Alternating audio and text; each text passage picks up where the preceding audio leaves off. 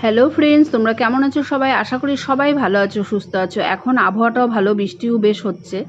আর এদিকে আমের সময়, প্রচুর পরিমাণ এখন আম, তাই ভাবলাম একটু আচার বানিয়ে তোমাদের সাথে শেয়ার করি।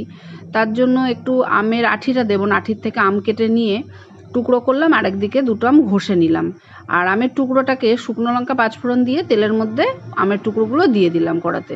আর একদিকে যে ঘষেছি ওর মধ্যে একটু শুকনো লঙ্কা, একটু লবণ, হলুদ আর গুড় দিয়ে ভালো করে ঘষা আমটাকে মাখিয়ে নিলাম, নিয়ে আবার তেলের মধ্যে টুকরোগুলোর সাথে মিশিয়ে দিলাম।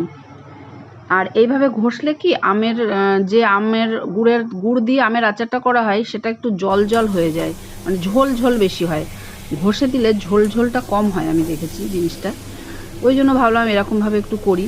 তারপরে একটু নাড়তে থাকতে হবে যাতে তলায় না লেগে যায়। গুড় দেওয়া আছে। আর যারা গুড় ভালো না বাসো তারা চিনি দিয়েও করতে পারো এভাবে, কিন্তু গুড় দিলে কি একটু বেশি দিন থাকে আমের আচারটা। দেখো এইভাবে শুকনো শুকনো হয়ে গেছে, বেশ রঙটাও সুন্দর হয়েছে, আর একটু টক ঝাল মিষ্টি সব রকম আছে। আর এদিকে মশলা বানিয়ে নিয়েছি, জিরে, ধনে, গোলমরিচের গুঁড়ো আর শুকনো লঙ্কা একটু দিয়েছি, আর মৌরি দিয়েছি, দিয়ে ভালো করে মশলা বানিয়ে এটাকে ওপর দিয়ে ছিটিয়ে দিলাম। তোমরা কে কেমনভাবে বানাও কমেন্টে অবশ্যই জানিও।